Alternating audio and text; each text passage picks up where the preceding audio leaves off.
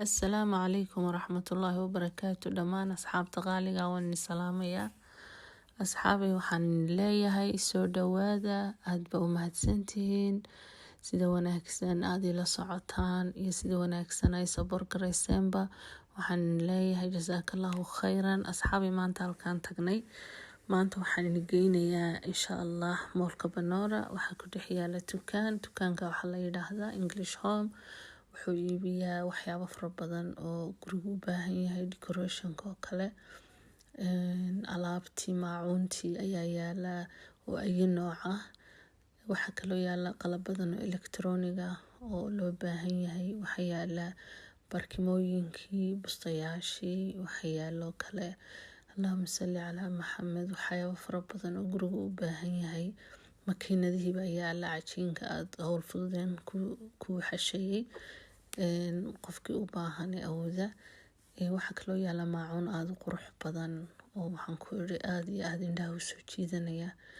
Rabadaantina waa soo dhow, marka waxaan rajeynayaa insha Allah qofkii u baahan inuu ka faa'iideysan doono oo uu discount fiican u jira 50%, 80%, waxyaabaha qaarkood 20% ayaa discount la sameeyay. Go'yaashi baa jira iyaguna oo nafar iyo laba nafarba ah.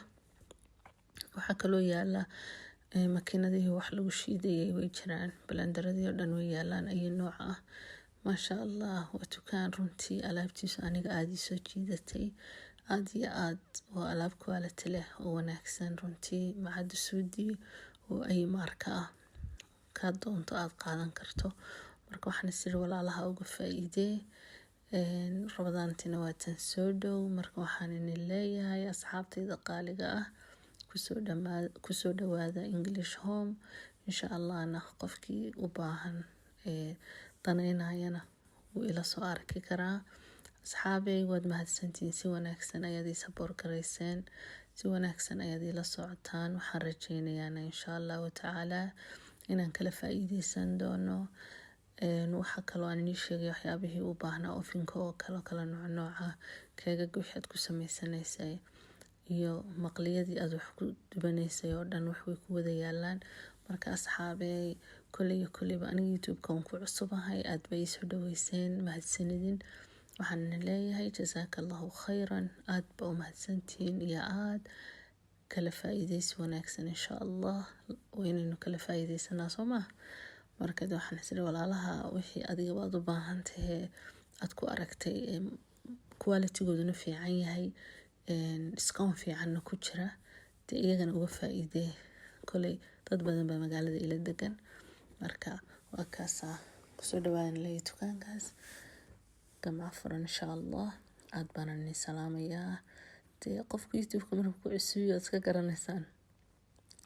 Marka waxaan leeyahay soo dhawaada insha Allah. Khayr iyo caafimaad baan ni rajeynayaa. Intii xanuunsan Allah caafiyo, intii dhimatayna Allah u naxariisto. Dhammaan waalidkeen oo dhan iyo walaalaheen intii dhimatay oo dhan khayr iyo wanaag ayaan idin rajeynayaa idinkii annagaba. Bishanna waa bilihii barakeysnaa bay ka mid tahay, kuwii ka faa'iideysta Allah inaga dhigo. Khayr baan inoo rajeynayaa. Assalaamu calaykum waraxmatullaahi wabarakaatuh.